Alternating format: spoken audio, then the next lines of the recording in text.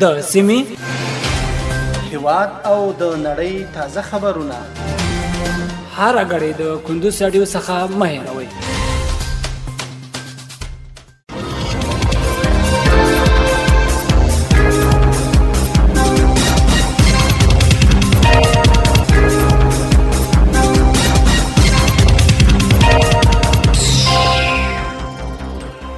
سلامونه د کندوز رادیو درنو اوریدونکو ستړي مشه دا وخت مو بخیر. پام و اړم د کندوز رادیو څخه د دې سات تازه او مهمو وروستي خبرونه ته. نن دوشنبه د تلیا د میزان د میاشتې دومه د 2023 میلادي کال د سپټمبر د میاشتې 23 نیټې سره سمون لري. روانه خبري غړي درته زه سیر احمد سایل وړاندې کوم. خو په سر کې هم د سو مهمو خبرونو سر ټکی.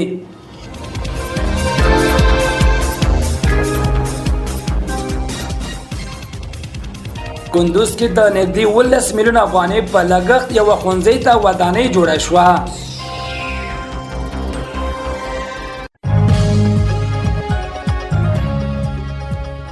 د چاپیریال ساتنې ملي ادارې رئیس د اور وژنې سیستمونو د فعالولو په برخه کې د چین د همکارۍ غوښتنه وکړه.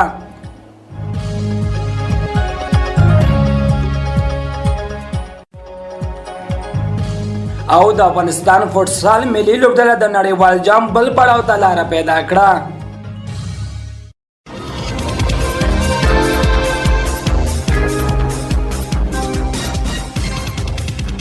اوس هم بشپړ خبرونه. کندوز کې د نږدې 19 میلیون افغانۍ په لګښت یو ښوونځي ته ودانۍ جوړه شوه. د کندوز پوهنې ریاست مسؤلین وایي چې په دغه ولایت کې د 14.5 میلیون افغانۍ په لګښت یو ښوونځي ته ودانۍ جوړه او ګټه اخیستنې ته وسپارل شوه.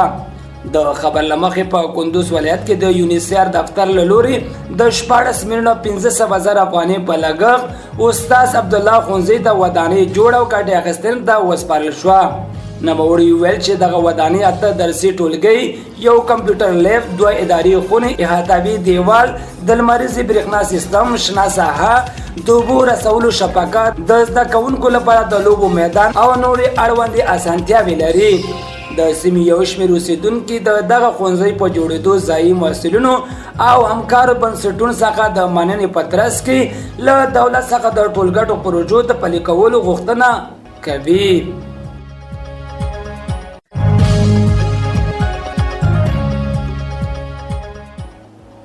د چاپیریال ساتنې ملي ادارې رئیس د اور وژنې سیستمونو د فعالولو په برخه کې د چین د همکارۍ غوښتنه وکړه.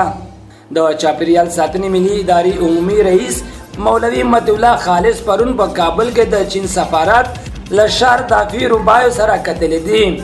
باختر اژانس ته په رارسېدلې خبرپاڼه کې راغلي چې په دې کتنه کې د چاپیریال ساتنې ملي ادارې عمومي رئیس په بیلابیلو برخو کې له افغانستان سره د چین جمهوریت د همکاریو مننه کړې او ویلي دي چې افغانانو د تیرو لسیزو جګړو له امله په هره برخه کې ډېر زیانونه لیدلي چې د افغانستان چاپیریال وضعیت ځنګلونو او وحشي ژوو ته هم زیات زیان اوښتی او په دې برخه کې د زیاتو همکاریو اړتیا ده. مولوي خالص زیاته کړې چې له اقلیمي بدلون سره د مبارزې او سازش په برخه کې له رهبرۍ په کچه چین هیواد ته د دې ادارې مسؤلینو د سفر زمینه برابر شي نو د تجربو انتقال په برخه کې به ګټور وي.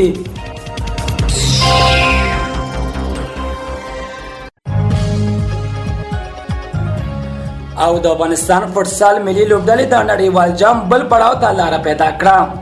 افغانستان په خپل ګروپ کې د 3 غوړې لوبډلې په توګه د روان فوټسال نړیوال جام د 14 غوړه لوبډلو پړاو ته ووتله. د افغانستان په ګډون 4 لوبډلې په خپل ګروپونو کې د 3 غوړه لوبډلې په توګه د پړاو ته لاره پیدا کوي.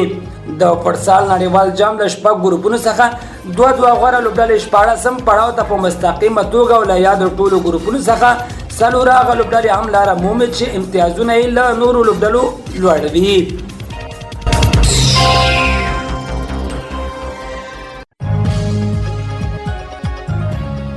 درنو اوریدونکو په خبري غړي کې راټول شي مطالب هم دومره ول. تر بلې خبري غړي لوی العمل شه.